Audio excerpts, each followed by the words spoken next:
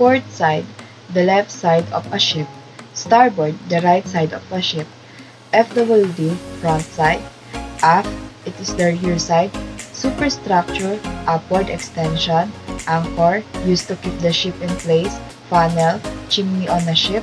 Stern, aftmost part of the ship. Propeller and rudder, help ships to move forward. Bulbous bow, protruding bulb at the bow of a ship. Bow, forward part of the hull of a ship. Deck, permanent covering over a compartment of a ship. Hull, extends before the waterline. Keel, backbone of the ship.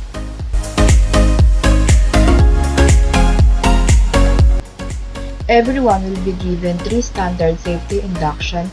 This induction will cover the basics of a shipboard safety. Safety training is an ongoing process and you'll be expected to participate and become proficient in all safety procedures necessary for your job and emergency duties.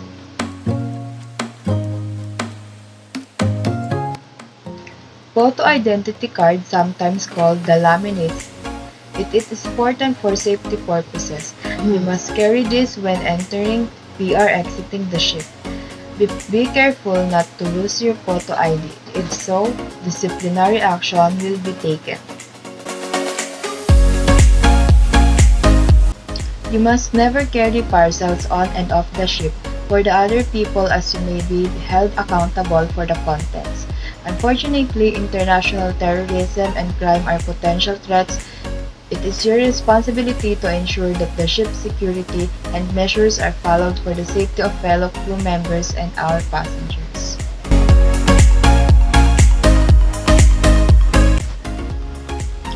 If you have any questions or concerns regarding the security, speak immediately to the ship's security officer.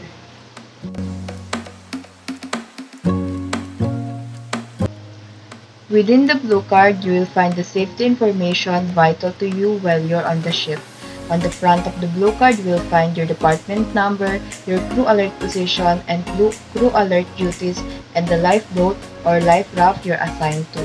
Also, if it applies, the blue card will indicate your abandoned ship duty.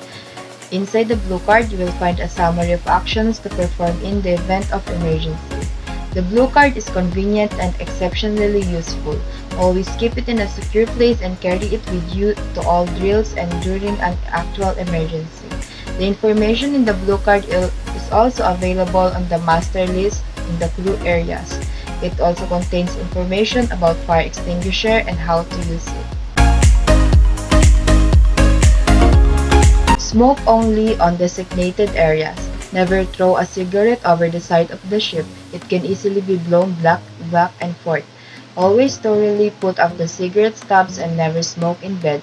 Also take precautions against fire while working, especially if your duties involve heat and hot objects.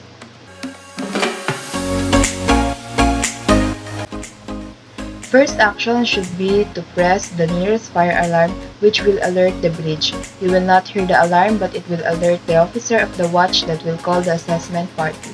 You should then close the nearest door to help contain the fire and evacuate the area. To contain an area filled with smoke and fire, you may need to close the doors to do so. Simply press the switch that is near the door and if it is possible, telephone the bridge with a report, then wait for the assessment party and tell them what has happened so far. If the fire is small, you can make one attempt to extinguish it, providing you do not endanger yourself. To use a fire extinguisher, simply pull the safety clip and squeeze the handles.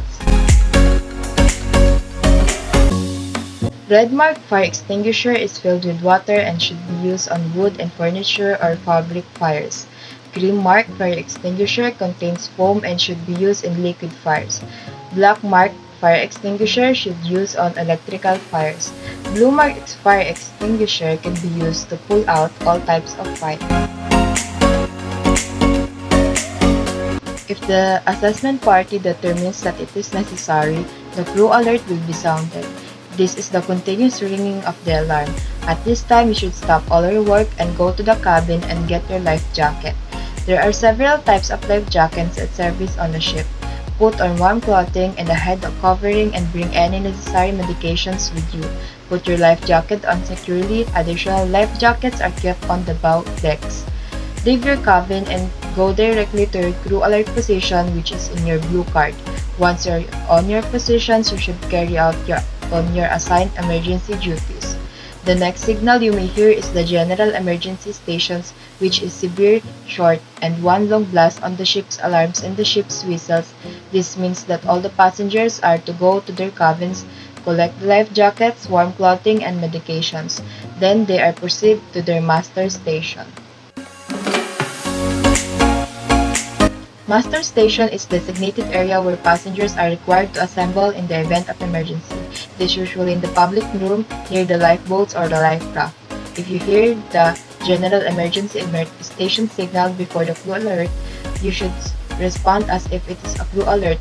The next step is the call to both master stations, which is verbal command from the bridge. The signal sends crew to their designated lifeboat and life raft.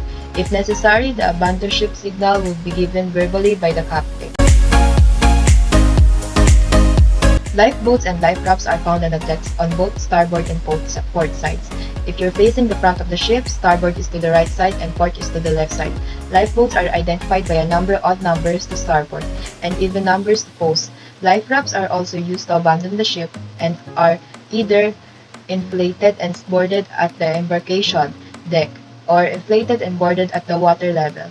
Life raft master stations are found at or near both decks. Certain crew members are assigned to be in charge of the lifeboats and life rafts. They are required to go through extensive onboard training which demonstrate the proper use of all life-saving appliances. Lifebuoy to mark the spot where a man jumped from the ship. This activity is very helpful for some students who doesn't know anything about a cruise ship. It gives us knowledge that will help us for future purposes.